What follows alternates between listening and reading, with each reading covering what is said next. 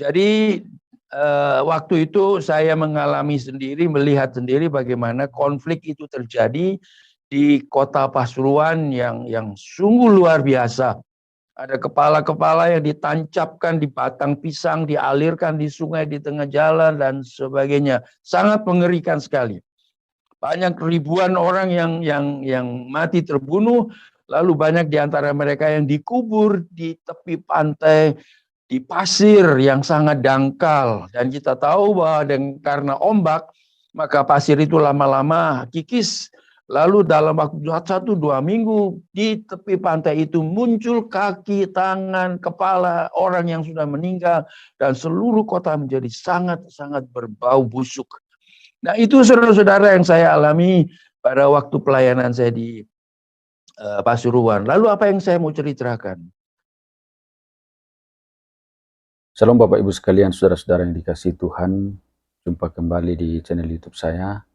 Kesempatan ini kita akan mendengarkan kesaksian dari seorang Bapak yang bagaimana ia ditolong oleh Tuhan, diselamatkan oleh Tuhan dari kerusuhan di Pasuruan pada waktu itu.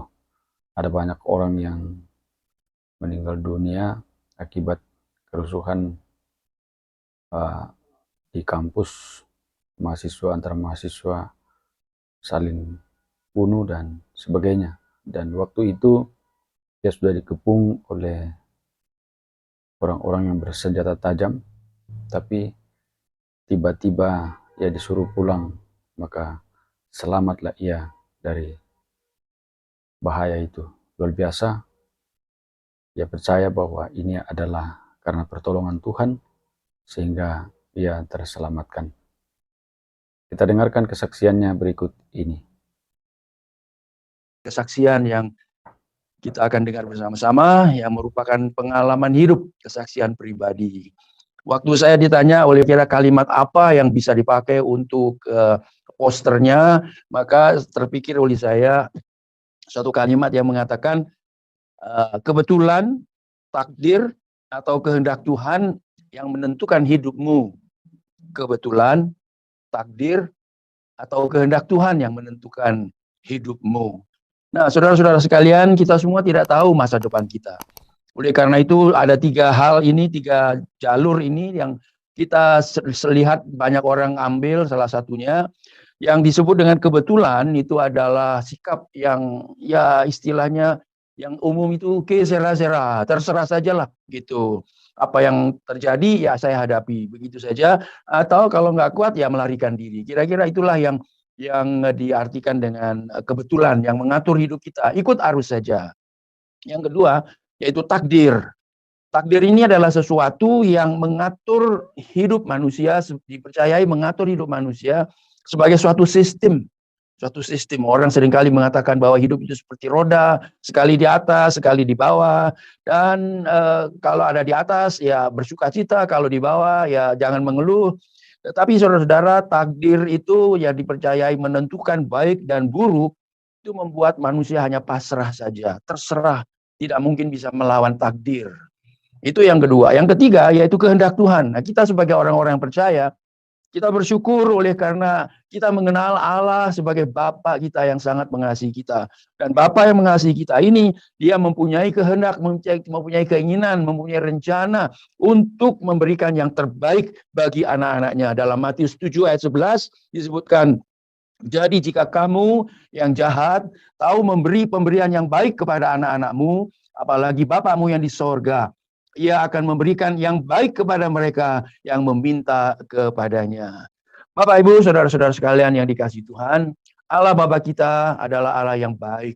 Dan oleh karena itu, kita bisa percaya kepadanya bahwa dia akan merancang, dia akan menolong kita untuk melewati masa depan yang baik. Karena dia adalah Allah yang sangat mengasihi kita. Nah, ini kira-kira pembukaan dari kesaksian-kesaksian yang saya hendak sampaikan nanti. Dan saya mau landaskan kepada satu ayat di dalam kitab Yesaya pasal 43, ayat yang ke-1 sampai 3. Tetapi sekarang beginilah firman Tuhan yang menciptakan engkau, hai Yakub, dan yang membentuk engkau, hai Israel. Janganlah takut, sebab aku telah menebus engkau. Aku telah memanggil engkau dengan namamu, engkau ini kepunyaanku.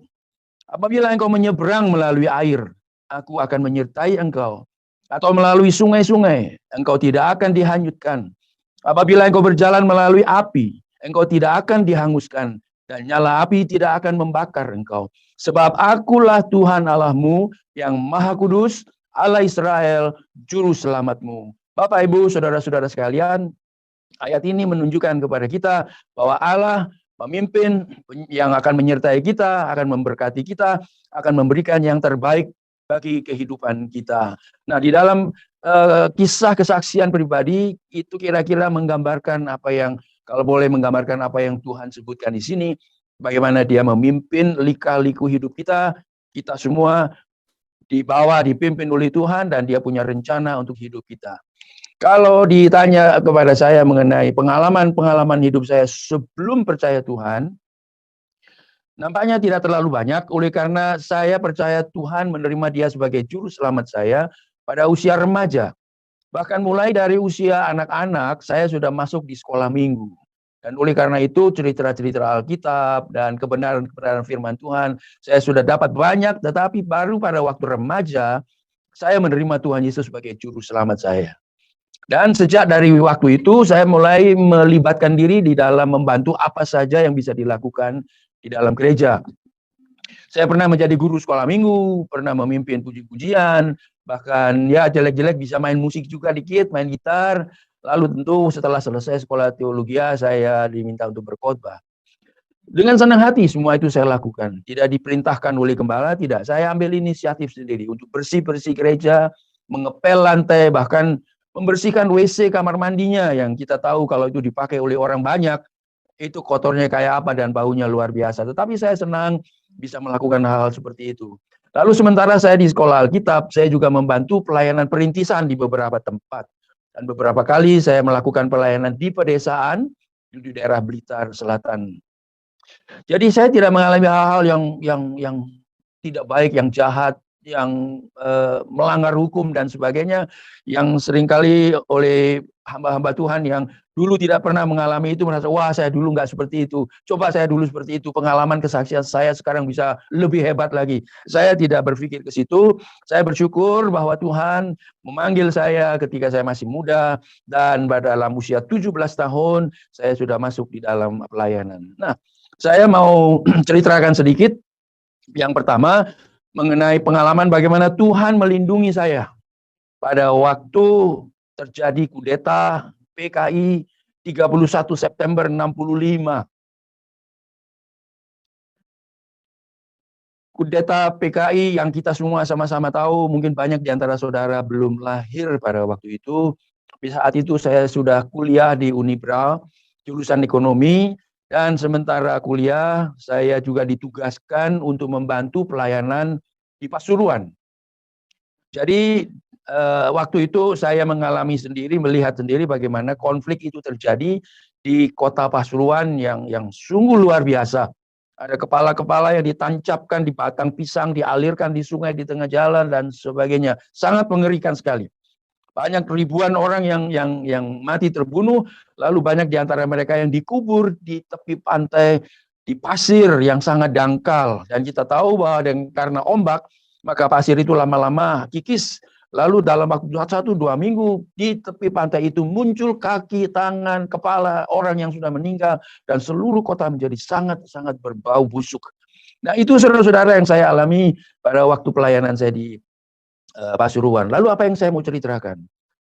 Waktu itu saya pergi ke Pasuruan pelayanan hari Sabtu, Minggu ke sana. Senin saya kembali lagi ke Malang untuk lanjutkan kuliah.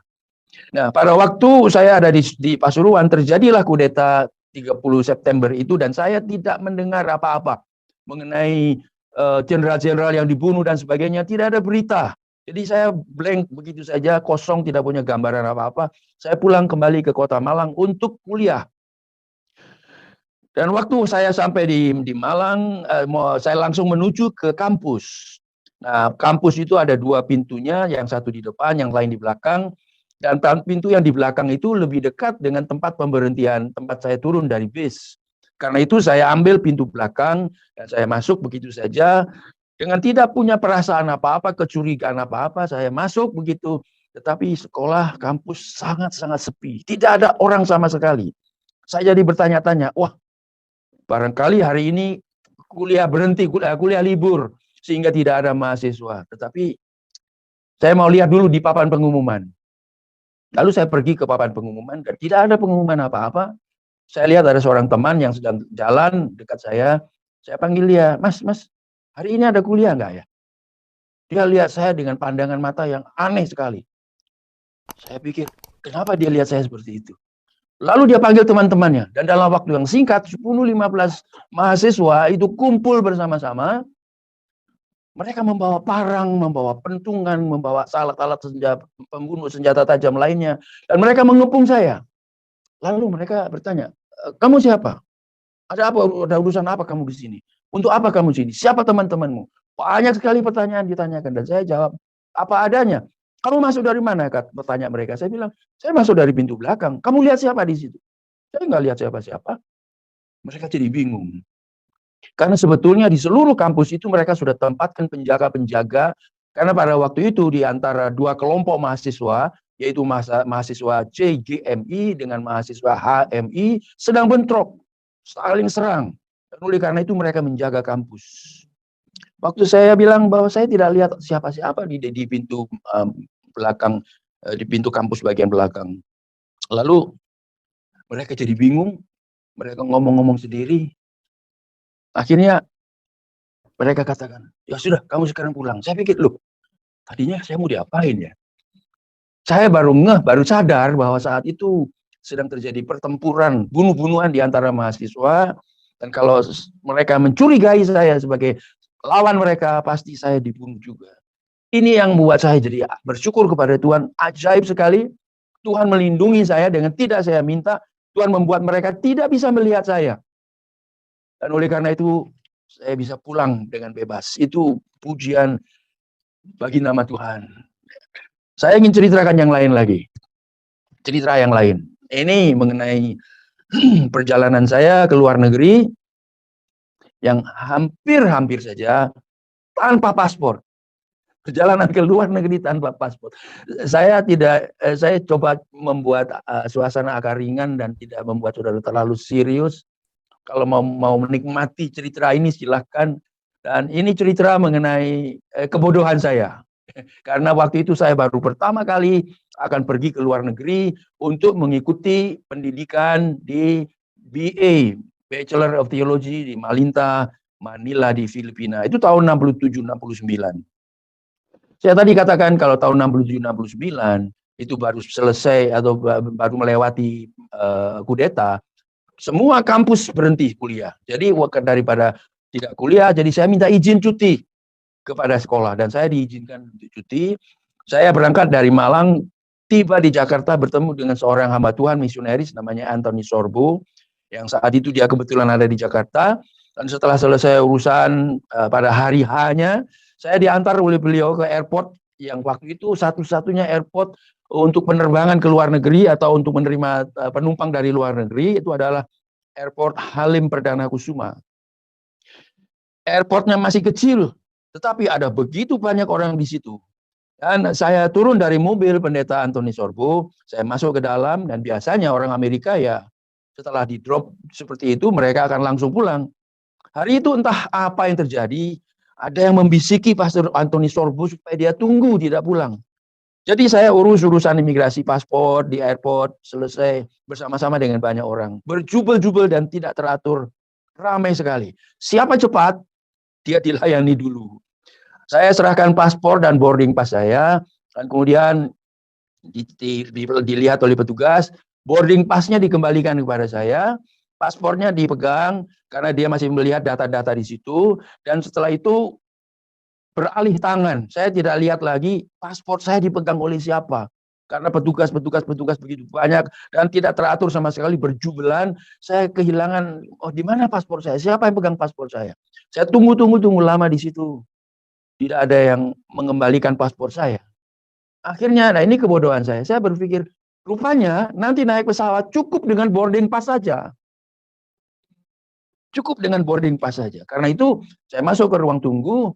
Dan pada waktu pengumuman penumpang supaya menuju ke pesawat. Saya berdiri, saya masuk ke tarmak, sudah di tarmak, sudah di luar gedung, sudah dekat dengan pesawatnya.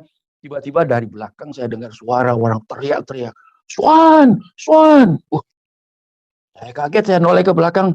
Dia bilang, paspormu. Dia bilang, ternyata itu Pastor Anthony Sorbo. Dia tidak pulang, dia menunggu saya di airport. Entah bagaimana dia bisa melihat paspor saya yang saya sendiri tidak melihatnya, yang belum dikembalikan. Saya hanya memegang boarding pass saja. Beliau teriak-teriak, Swan, paspormu, paspormu. Saya kembali dan entah bagaimana dia pegang paspor saya yang sudah selesai diproses. Dia serahkan kepada saya dan bilang, jangan hilang paspormu ini. Saya belum paham proses naik pesawat ke luar negeri. Ya, itu baru pertama kali saya ke luar negeri. Jadi saya tidak bisa bayangkan. Apa jadinya kalau saya terbang di pesawat, mendarat di Manila, dan di sana saya tidak punya paspor. Pasti mereka akan tangkap saya, karantina saya, dan akan pulangkan saya kembali ke Indonesia. Dengan kata lain, tugas belajar saya akan jadi gagal. Tetapi saya tidak sangka bahwa Tuhan melindungi saya dengan menyediakan seorang malaikat yang bernama Anthony Sorbo, menunggu tanpa diminta, dia nunggu sampai saya bisa masuk dengan aman ke dalam pesawat. Itu adalah pertolongan Tuhan. Walaupun ada kebodohan saya lakukan, Tuhan tidak meninggalkan, Tuhan selalu jaga, Tuhan menyertai. Saya berhasil selesai dari kuliah di sana, pulang dengan menyandang gelar Bachelor of Theology. Kemudian saya masuk dalam pelayanan lagi di tanah air. Saya membantu sekolah teologi di Karanglo. Lalu kemudian saya pindah ke Salatiga. Karanglo itu di Malang, pindah ke Salatiga. Diajak oleh misionaris lain bernama Morris Devon untuk membuka sebuah sekolah Alkitab tertulis di Salatiga. Lalu saya pindah dengan keluarga ke Salatiga. Pada suatu hari ayah saya yang biasa bawa trek dari Malang ke Jakarta bolak-balik, saya lihat ayah saya, bapak, dia masuk ke halaman rumah di tengah-tengah hujan yang lebat dan bajunya basah kuyup. Saya kaget sekali, saya tanya, Pak, ada apa? Dia bilang, Papa baru nabrak orang pejabat. Waduh. Padahal waktu itu saya sudah sebentar siap-siap harus pergi ke Jakarta untuk lanjut ke luar negeri. Waktu saya dengar begitu, saya cepat ambil sepeda motor, saya bawa papa ke TKP, tempat kejadian kecelakaan. Dan saya lihat mobil pejabat ada di situ, mobil papa juga ada di situ, tidak bisa jalan. Kemudian saya datang kepada pejabat, rupanya seorang bupati.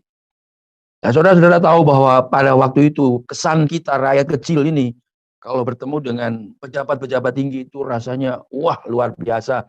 Dan kita tidak berani berbuat hal-hal yang neko-neko. Jadi saya ketemu dengan bupati ini, saya bilang minta maaf karena kecelakaan itu.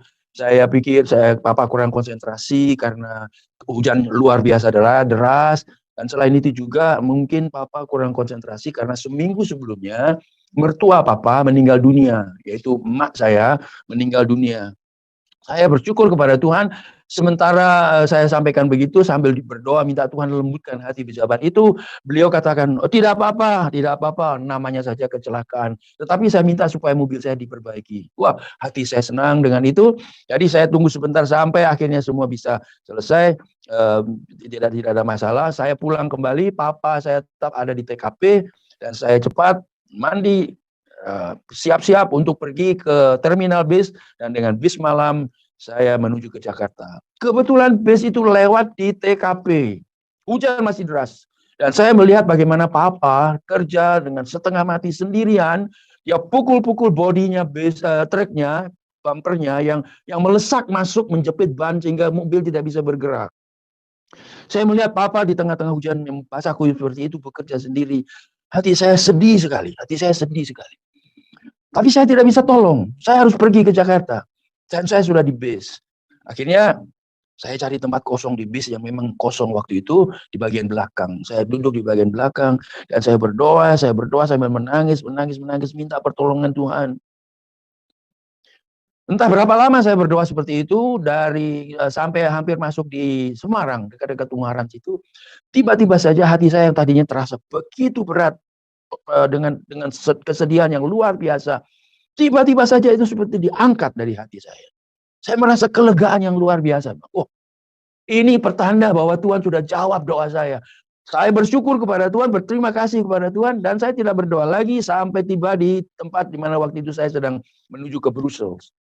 Sampai di Brussels, saya mendapat kabar dari surat dari rumah bahwa semua sudah beres. Perusahaan dengan baik hati menanggung biaya kerusakan mobil bupati, juga truk yang perusahaan tidak diperbaiki oleh perusahaan. Papa tidak perlu keluarkan biaya apapun. Waduh, ini bukti bahwa Tuhan betul-betul menjawab doa ketika saya masih berdoa di dalam bis dengan tangisan air mata seperti itu. Mungkin saudara-saudara merasa, ini apakah masih ada lagi yang lain? Masih, saudara-saudara. Masih ada pengalaman lagi yang membuktikan Allah itu Allah yang ajaib, yang penuh dengan kuasa. Dia sanggup menolong. Tadi saya katakan bahwa dia memberikan yang terbaik bagi kita. Dia mengatur jalan hidup kita supaya kita bisa mengikuti kehendaknya dan kita bisa hidup di dalam kehendak Tuhan. Pengalaman berikutnya. Ini masih berkaitan dengan paspor lagi. Waktu saya pulang dari Brussels, saya bawa buku-buku, selain tas, berisi pakaian, saya juga bawa gitar. Ada pemberian seorang cewek di Brussels yang tahu bahwa saya bisa main gitar, dia kasih gitar itu kepada saya untuk dipakai di Indonesia katanya. Saya bawa sampai masuk dalam pesawat, dan di pesawat pramugari katakan, tidak ada tempat untuk menaruh tas atau gitar di tempat duduk, jadi harus taruh di depan, di kompartemen yang ada di depan. Jadi saya bawa tas itu ke situ, cover itu ke situ, dan saya taruh di situ. Lalu saya mendarat di Halim, dan ketika mendarat di Halim, saya lihat barang-barang saya yang lain, tas dan buku-buku sudah turun, tapi gitarnya belum ada. Saya pikir, rupanya sedang diambil oleh pramugari untuk diserahkan kepada saya. Tunggu sampai semua sudah pulang. Airport sudah jadi sepi. Tidak datang tas itu. Akhirnya saya tanya kepada seorang petugas, bilang, Pak, pesawat yang Bapak tumpangi itu Thai Airways itu sudah terus menuju ke Bali. Lah, saya punya gitar terbawa sampai ke Bali. Jadi apa yang harus saya lakukan? Bapak besok kembali lagi ke sini, cari gitar Bapak, nanti diserahkan. Memang besoknya saya kembali dan saya mendapatkan gitar saya kembali. Tetapi saya masuk dalam suatu permasalahan yang lebih gawat lagi. Karena waktu saya pulang, waktu saya tunggu gitar itu, sementara menunggu gitar, semua orang sudah pada pulang, termasuk petugas-petugas imigrasi. Sudah pulang semua. Jadi waktu saya keluar dari gedung airport itu, saya keluar begitu saja, tidak ada petugas imigrasi, tidak lapor kepada petugas imigrasi, dan seterusnya. Akhirnya saya pulang kembali sampai ke Salatiga, dan beberapa waktu kemudian saya ditugaskan kembali lagi untuk melakukan perjalanan ke luar negeri. Dan kali ini imigrasinya ada di Semarang. Jadi saya turun dengan sepeda motor ke imigrasi Semarang. Saya serahkan paspor saya kepada petugas, dan petugas mulai membalik-balik paspor saya. Tidak ngomong apa-apa, dia masuk ke dalam, dia serahkan kepada kepala imigrasi. Lalu kepala imigrasi bolak-balik paspor saya, dan dia bilang, Bapak ikut saya. Wah, rasanya nggak enak ngomongannya gitu. Bapak ikut saya. Ya, saya ikut, masuk ke dalam. Dia bolak-balik lagi untuk memastikan. Akhirnya dia bilang begini, Bapak, di paspor Bapak ini ada cap keberangkatan. Tetapi mana cap pendaratan? Baru saya ingat, cap pendaratan tidak ada, oleh karena waktu itu saya keluar dari airport Halim, tidak ada orang sama sekali, tidak ada petugas sama sekali. Lalu saya ceritakan semua. Akhirnya kepala imigrasi yang baik ini, dia berkata begini, baik Pak, Bapak Pendeta, saya percaya perkataan Bapak, tapi begini saja. Kalau Bapak bisa mengusahakan untuk mendapatkan cap di paspor Bapak, tanggalnya sesuai dengan boarding pass yang Bapak berikan saya ini, Bapak saya lepaskan dari kasus ini. Waduh, saya 2 hari lagi harus berangkat ke luar negeri. Saya cepat-cepat naik bis malam menuju ke Jakarta. Dan di Jakarta saya tidak tahu mesti kemana. Kantor imigrasi di mana, bagaimana mengurusnya. Tetapi tiba-tiba seperti dapat satu ide. Lebih baik pergi ke kantor Charismatic Worship Service. Waktu itu kantornya ada di Hotel Indonesia. Saya naik bis pergi ke situ dan bertemu dengan sekretarisnya bernama Mrs. Eve. Orangnya baik, sekarang sudah almarhumah. Mrs. Eve ini dia menerima saya dan dia bertanya-tanya mengenai masalah saya apa, membuat saya datang ke Jakarta, saya ceritakan semua. Sementara saya bercerita, ada seorang jemaat yang bernama Low, Mr. Low. Dia mondar-mandir di depan pintu kantor Charismatic Worship Service. Lalu Eve melihatnya, dia bilang, Low, ngapain lo di situ? Masuk sini. Dia suruh masuk. Lalu dia bertanya kepada Mr. Lu ini, lu mau bikin apa? Saya hanya lihat-lihat kalau barangkali ada yang bisa ditolong karena CWS mau merayakan ulang tahun yang ketiga dan ada kira-kira 6.000 surat undangan yang harus disebarkan. Mungkin ada yang bisa saya tolong. Dia bilang begitu. Dia tanya, Mrs. Eve tanya kepada Mr. Lu, kamu punya teman nggak di imigrasi, di airport? Ini bapak ini dia tunjuk saya mempunyai masalah begini. Lalu Mr. Lu kata, oh ya saya punya teman di sana. Yuk saya antar. Saya diantar oleh Mr. Lu naik mobil VW Kodok, saudara-saudara. Ya, sampai di tengah jalan, Mr. Lu berkata kepada saya, Pak Pendeta, minta maaf ya. Mobil saya bensinnya kurang ini, bakal habis ini di tengah jalan. Bisa nggak belikan saya bensin? Ya ampun. Bayangkan aja, seorang orang Jakarta minta bantuan untuk beli bensin dari seorang pendeta Deso dari Salatiga, saudara-saudara. Tapi tentu saya berikan, kami beli bensin, lalu lanjut sampai ke airport di Halim. Dia suruh saya tunggu, dia mondar-mandir di depan pintu kantor kepala imigrasi. Yang dia kenal. Dipanggil lagi, lu, sini lu, ngapain lu di situ? Nah, waktu saya diajak oleh lu untuk ketemu dengan bapak ini, saya ceritakan semuanya. Lalu dia lihat paspornya, dia lihat boarding pass-nya, dan kemudian dia bilang, tunggu saja di sini sebentar. Dia masuk ke dalam, tidak sampai 5 menit, dia keluar lagi membawa paspor saya dan boarding pass-nya. Dia katakan, Pak, ini paspornya Bapak, saya sudah cap dengan cap imigrasi dan saya mundurkan tanggalnya, tanggal yang sama dengan boarding pass. Wah, saudara-saudara, ini mujizat, saudara-saudara. Terjadi seketika itu juga. Dalam waktu yang singkat, masalah saya selesai. Tadi di tengah jalan, Mr. Lu katakan, Pak Pendeta, sebetulnya saya ini hanya mau lihat Eve kerja di kantor itu, dan saya hanya 5 menit saja tinggal di situ untuk menolong apa yang bisa. Setelah itu saya pergi lagi. Nah, saudara bisa bayangkan. Tuhan memimpin saya keluar dari Salatiga naik bis malam. Sepanjang malam ada di dalam bis. Besok paginya sampai ke Hotel Indonesia. Dan diperlukan waktu dalam waktu 5 menit timing yang begitu tepat. Tuhan mempertemukan saya dengan Mr. Lou van Broekhuizen namanya. Itu mujizat tentang pertolongan Tuhan yang luar biasa. Apakah saudara perlu ditolong oleh Tuhan? Dia sanggup menolong apapun yang menjadi kesulitan saudara. Pujilah nama Tuhan. Saya pulang kembali ke Semarang, ke Salatiga. Besoknya saya tiba pagi, besoknya saya kembali naik sepeda motor ke kantor imigrasi di Semarang. Saya ketemu dengan bapaknya, saya tunjukkan paspor yang sudah ada capnya, saya tunjukkan boarding pass-nya. Dia lihat seperti tidak percaya dia. Bener nggak ini sudah dicap ya? Ada di situ dicap. Lalu dia heran sekali bagaimana masalah yang begitu rumit bisa diselesaikan dalam waktu 1 hari. Dari Salatiga ke Jakarta dalam waktu 1 hari menyelesaikan masalah yang begitu rumit. Tuhan kita sanggup melakukannya. Percayalah.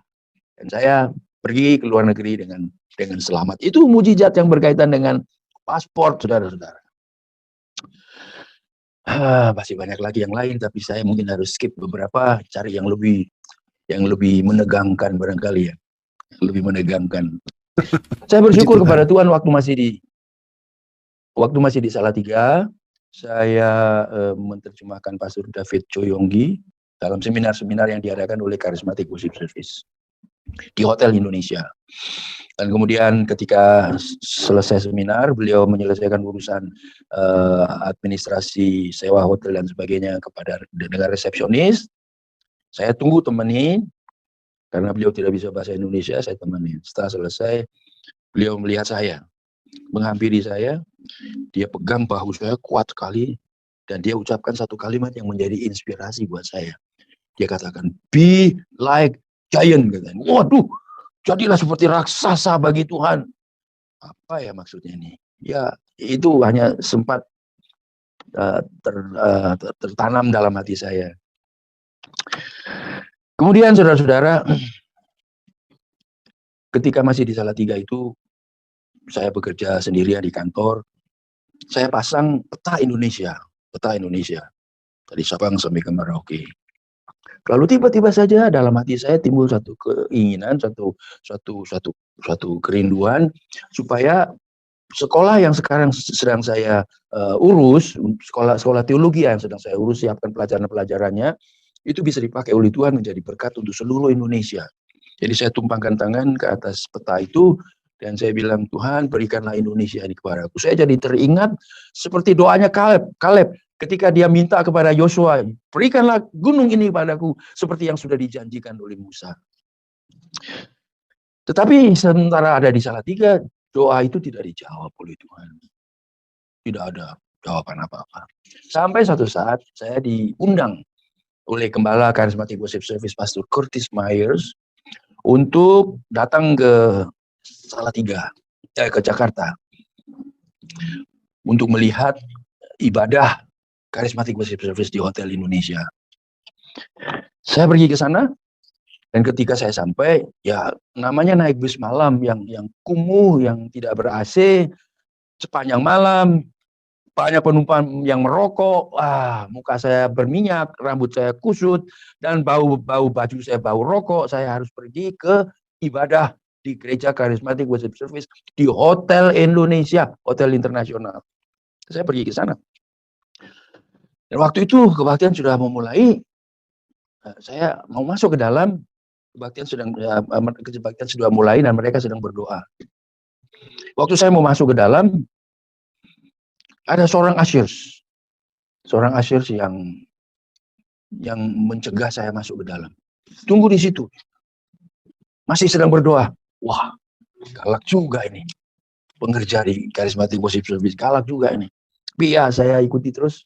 Selesai kebaktian, Pastor Curtis Myers bertanya, menawarkan kepada saya, apakah saya mau membantu dia menggembalakan Charismatic Worship Service. Ini tawaran yang seperti bom meledak di depan saya. Bagaimana bisa jadi hal ini? Tapi dia katakan, saya beri you waktu 3 bulan. Dalam 3 bulan ini saya minta jawaban dari you. Wah. Akhirnya saya kembali ke Jakarta, ke Salatiga.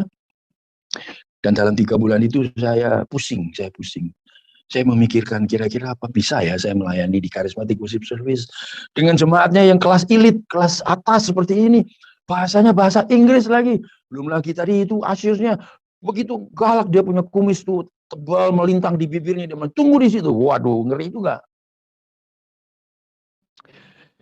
Tapi saya harus ambil putusan karena ditawarin itu. Pemerintah Indonesia saat itu telah berencana untuk membatasi pelayanan misionaris. Sehingga pelayanan yang sudah bisa dikerjakan oleh tenaga nasional, pribumi istilahnya, nasional, itu tidak boleh lagi ditangani oleh misionaris, termasuk penggembalaan. Mengantisipasi keluarnya peraturan itu, saya diajak oleh Pastor Curtis Myers untuk pindah ke Jakarta membantu pelayanan Charismatic Worship Service. Saya bertanya kepada mentor saya yang ada di Salatiga, Pendeta Morris Devon, misionaris, mengenai hal ini. Dan dia memberikan jawaban yang bagus sekali. Dia katakan, you akan bisa belajar lebih banyak lagi dari Pastor Curtis Myers. Baiklah, saya berdoa, berpuasa, mencari jawaban dari Tuhan. Kayaknya Tuhan itu membisu ya. Saudara-saudara pernah terjepit dengan suatu waktu di mana saudara harus mengambil keputusan yang urgen, yang penting sekali. Minta petunjuk dari Tuhan, minta ayat-ayat Tuhan berhidup, berbicara kepada saudara. Dia diam saja. Pernah mengalami hal seperti itu. Itu yang saya alami. Stres sekali. Waktu berjalan makin lama, makin dekat dengan masa 3 bulan itu. Akhirnya setelah beberapa hari sebelum selesai, habis 3 bulan itu, saya sungguh-sungguh berdoa kepada Tuhan. Minta petunjukmu Tuhan. Ini pelayanan yang tidak gampang Tuhan. Kalau secara manusia, secara duniawi, saya pikir ini pelayanan yang luar biasa. Ini akan mengangkat kelas pelayanan saya lebih tinggi. Saya akan mempunyai banyak kecukupan di sana, Jakarta. Tapi saya bilang, itu pikiran-pikiran manusia. Kalau saya memutuskan untuk pergi ke Jakarta, itu semata-mata karena kehendak Tuhan. Itu yang saya putuskan dalam hati saya. Akhirnya saya berdoa, ya Tuhan, kehendak-Mu jadilah. Saya bersedia menerima tawaran ini. Sertailah saya dan jadikanlah ladang pelayanan yang baru nanti, tempat di mana Engkau bisa menyatakan kemuliaan-Mu. Mengherankan saudara-saudara. Setelah membuat keputusan itu, setelah doa seperti itu, hati saya merasa plong, lega, tenang, ada damai sejahtera masuk ke hati saya. Dan saya menerima itu sebagai konfirmasi keputusan saya sesuai dengan kehendak Tuhan. Dan akhirnya Agustus tahun 79, saya dengan keluarga pindah ke Jakarta. Saya mau bicara sekarang mengenai mujizat Tuhan dalam dunia bisnis. Barangkali ada pendengar yang banyak yang sedang berbisnis. Perhatikanlah bahwa Tuhan tahu bagaimana mengurus bisnis saudara lebih daripada saudara sendiri. Karena itu percayakanlah bisnis saudara kepada Tuhan. Dia akan memberkati engkau. Kira-kira kisahnya bagaimana? Begini saudara-saudara. Ketika Charismatic Worship Service ada mengadakan ibadah-ibadah di hotel Indonesia. Seringkali pada minggu-minggu tertentu di mana hotel itu dipakai oleh pihak lain, maka CWS harus mengalah. Karena memang hotel mencari untung, bukan pelayanan sosial. Dan apabila tidak bisa adakan kebaktian di situ, mengingat bahwa tidak banyak, bahkan hampir tidak ada hotel internasional di Jakarta waktu itu, maka kebaktian ditutup minggu itu. Dan ini menimbulkan ketidakpuasan di dalam hati jemaat. Karena kadang-kadang ada pernikahan, kadang-kadang ada acara pemerintah, maka kebaktian harus ditutup. Yang paling sulit yaitu kalau menyewa auditorium. Dan saya masih ingat menyewa auditorium Granada sebelum direnovasi. Itu 3 tingkat dan liftnya itu terlalu kecil untuk piano. Sehingga tidak bisa masuk piano di situ. Akibatnya itu harus diangkat naik ke lantai 3 lewat tangga. Kasihan Pastor Myers. Dia badannya memang besar, dia angkat satu sisi dari piano itu dan sisi yang lain dia minta tukang-tukang untuk mengangkatnya. Karena dia memaksakan diri maka tendon di bahunya itu sempat putus saudara-saudara. Lalu satu saat ada informasi masuk bahwa di Jalan Senen Raya 46 ada sebuah gedung kosong yang mau dijual. Namanya Gedung Kenanga. Wah, kami pergi ke sana. Pastor Myers dan saya lihat tempat itu. Penuh dengan debu. Tapi sampai di lantai 3 memang kosong. Itu suatu tempat kosong, tidak ada kamar-kamarnya, kosong begitu saja. Hanya saja penuh dengan debu. Saya pikir ini yang Tuhan mau berikan kepada kita. Itu dalam hati saya. Tapi saya tidak berani ngomong kepada Pastor Myers. Dan Pastor Myers katakan, saya sudah melihat tempat ini 6 tahun yang lalu. Tapi permintaan harganya terlalu tinggi, kami tidak sanggup. Ya saya berdoa saja kiranya Tuhan akan tolong. Dan ternyata saudara-saudara, dalam proses negosiasi, akhirnya kita bisa dengan pihak begini. Gedung itu sedang diborkan, dikadekan kepada Bank Deutsche Bank. Dan yang punya gedung ini adalah pemilik perusahaan televisi Swedia yang namanya Telefunken, tetapi kemudian bangkrut, dia tidak bisa membayarnya. Jadi kami bersama-sama dengan Direktur Deutsche Bank dan pemilik Gedung Kenanga ini, pemilik Gedung Kenanga, kami bertemu dan kami bersepakat, kami setuju dengan harga, yaitu harganya 1,2 miliar rupiah. Nah, saudara-saudara perlu ingat bahwa pada tahun itu, tahun 80-an, harga atau nilai $1 Amerika itu kira-kira 960 rupiah, belum sampai 1.000. Tetapi itu tentu jumlah uang yang besar sekali untuk jemaat CWS, yang mungkin hanya sekitar 400-an orang. Dan kesepakatannya yaitu sistem pembayarannya 1,2 miliar, dengan pembayaran pertama, CWS menyerahkan 230 juta cash yang memang sudah punya simpanan selama beberapa tahun, 230 juta cash.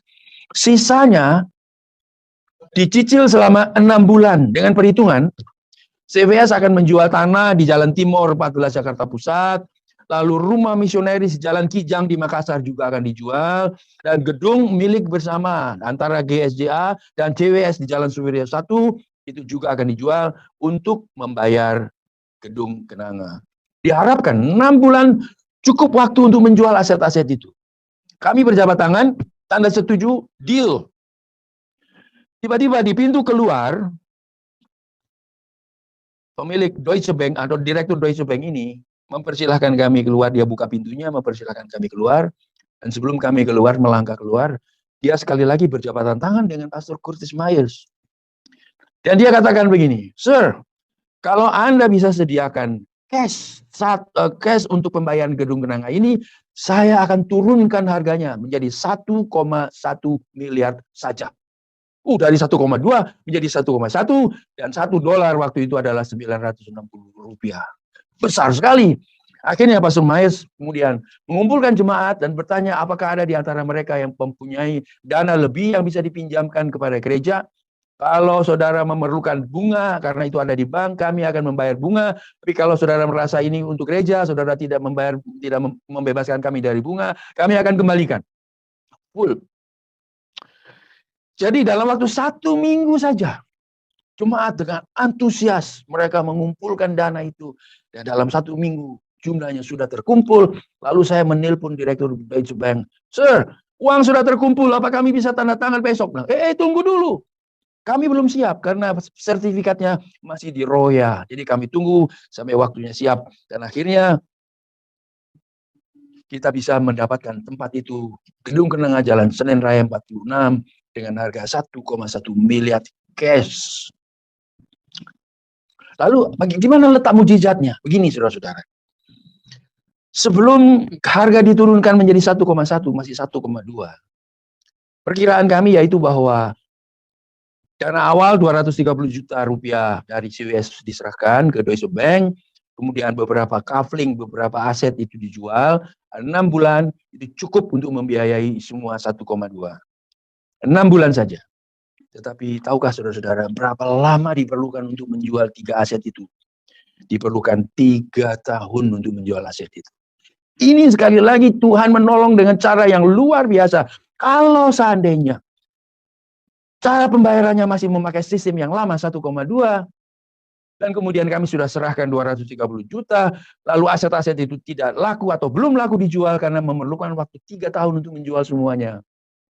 Maka setelah 6 bulan kami dianggap one prestasi dan uang yang sudah disetorkan ke bank Deutsche Bank itu hangus. Tetapi di dalam hikmatnya Tuhan dia melindungi kami dari kesalahan fatal seperti itu. Akhirnya kita bisa mendapatkan gedung kenanga 40 Jalan Senen Raya 46 dan itu semua adalah hikmat dari Tuhan yang menyentuh hati direktur Deutsche Bank. Saudara-saudara yang ada dalam dunia bisnis, sering saudara-saudara merasa mentok, sudah nggak punya jalan lagi. Saudara-saudara, saya mau anjurkan saudara-saudara dengan iman, serahkanlah persoalanmu kepada Tuhan, percayalah bahwa dia pasti akan menolong engkau, dia sanggup. Mungkin hal-hal yang kita tidak tahu seperti yang saya alami tadi mengenai tidak pegang paspor mau ke Manila, lalu keluar begitu saja dari Halim tanpa paspornya dicap dan macam-macam seperti itu yang saya tidak tahu, ceroboh. Ya mungkin orang bilang bodoh, oke lah silahkan. Tetapi ternyata Tuhan lindungi saya. Di dalam bisnis saudara tentu ingin mengambil keputusan yang bijaksana, yang terbaik. Tapi bagaimanapun juga kita terbatas saudara-saudara. Kalau saudara mau serahkan kepada Tuhan keputusanmu, minta pimpinannya, minta pertolongannya, dia akan mengadakan pertolongan itu. Masih ada beberapa lagi kasus yang lain yang saya mungkin tidak bisa sebutkan. Bagaimana Pak Franky? Ini masih ada fitnahan bahwa saya membuat KTP agama Islam, lalu perjalanan saya dengan teman-teman ke Dili di mana kapal laut, kapal kecil yang kami tumpangi itu mogok di tengah laut dan sebagainya. Kira-kira masih mau terus atau cukup sampai di sini Pak Franky? Mungkin satu lagi, Pak. Masih bisa terus satu lagi. Satu lagi. Yang menarik itu Satu yang di lagi. kapal kecil itu. Alright. Ini cerita saya dengan teman-teman di Badan Pengurus Pusat Gereja Sidang Jemaat Allah. Belum lama kongres selesai dan saya terpilih menjadi ketua umum. Pada waktu itu kami sudah mendengar bagaimana Gereja Sidang Jemaat Allah di Timur yang bergabung dengan Gereja Sidang Jemaat Allah di Indonesia, dan mereka sedang mengalami kebangunan rohani yang luar biasa. Belum ada pemisahan ya waktu itu, masih tetap Timur, belum Timor Leste, dan itu masih bagian dari NKRI. Gereja Assembly de Dios Timor Leste dulu merupakan Gereja Sidang Jemaat Allah namanya. Sekarang masih, tapi tentu namanya beda. Kami mendengar adanya kebangunan rohani yang luar biasa di Timor Leste. Ibu dan Bapak Gomez yang menjadi pimpinan GSJA di sana, mereka orang-orang yang dipakai Tuhan luar biasa. Kebangunan rohani terjadi di pulau kecil di seberang kota Dili yang saya lupa namanya. Pulau ini dulunya tempat pembuangan para penjahat kelas kakap, seperti Nusa Kambangan. Dan Ibu dan Bapak Gomez terpanggil untuk menginjil di pulau ini. Mereka mengikuti panggilan Tuhan dan sambutan luar biasa. Banyak orang yang tinggal di sana bertobat, lahir baru, menyerahkan diri kepada Tuhan. Karena dukun-dukun yang ada di sana mereka semua bertobat melihat kuasa Allah bekerja. Pertobatan massal. Dan sekarang seluruh pulau itu dengan kampung-kampung yang ada di dalamnya, semuanya adalah anak-anak Tuhan. Sampai sekarang. Ibu dan Bapak Gomez sangat dihormati oleh pemerintah Dili. Pemerintah Indonesia di Dili. Waktu kami berkunjung ke sana, kami ingin menangkap inspirasi, menangkap api kebangunan rohani itu.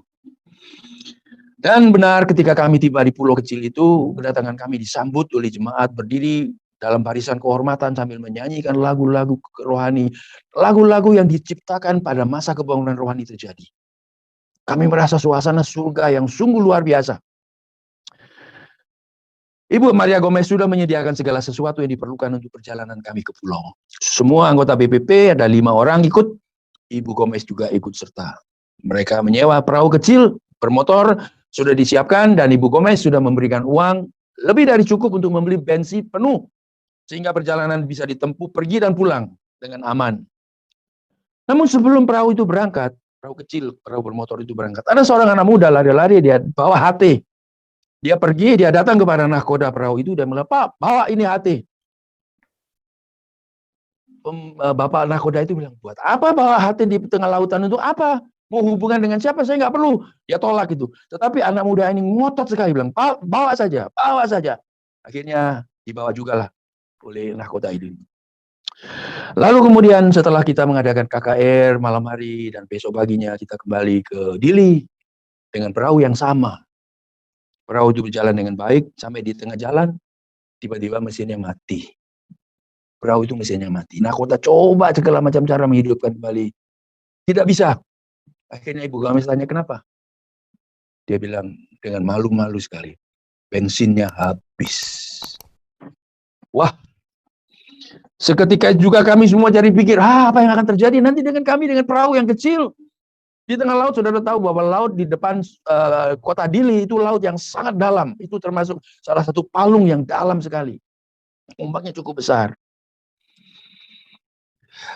Ibu Gomez ya marah sekali, dia katakan, "Saya kemarin sudah memberikan uang yang lebih dari cukup untuk membeli bensin." Ya rupanya ketahuan saudara-saudara. Dosanya nahkoda itu ketahuan. Bahwa dia tidak memakai uangnya untuk membeli bensin seluruhnya. Sebagian masuk ke kantongnya sendiri. Kami, Badan Pengurus Pusat Gereja Sidang Jemaat Allah di Indonesia, hampir jadi korbannya. Tapi kemudian nahkoda itu ingat dia bawa HT. Nah, ini dia saudara-saudara. HT yang tadinya ditolak, akhirnya dia terima dan dia ingat, saya punya HT. Lalu Ibu Maria Gomez katakan, "Coba kamu telepon kepala otoritas pelabuhan di kota Dili." Ini pelabuhan angkatan laut, saudara-saudara. Kepala otoritasnya itu Ibu Gomez kenal, karena memang mereka orang yang sangat dihormati, Ibu Gomez dengan suaminya. Susah untuk cari hubungan, karena itu hati kecil. Tapi setelah coba, akhirnya nyambung juga. Nyambung, dan Ibu Gomez bilang bahwa Ibu Gomez ada di dalam perahu kecil yang sekarang bensin habis, terkatung-katung di tengah lautan, di tengah laut, di depan di seberang Delhi, kota Dili, dan kami tidak tahu apa yang harus kami lakukan. Waduh, langsung disambut oleh komandan pelabuhan itu dengan memerintahkan anak buahnya untuk menyiapkan kapal perang, saudara-saudara. Dan kemudian dengan kapal perang mereka pergi keluar mencari perahu kecil yang kami tumpangi. Sayangnya mereka harusnya pergi mengambil jalur sebelah kiri, mereka belok ke sebelah kanan, sehingga akhirnya tidak ketemu sampai hampir lebih dari 1 jam. Kami sudah khawatir, dan teman saya, salah seorang teman saya, dia sudah pusing, mabuk laut, sudah muntah-muntah, setengah mati. Akhirnya setelah lama sekali,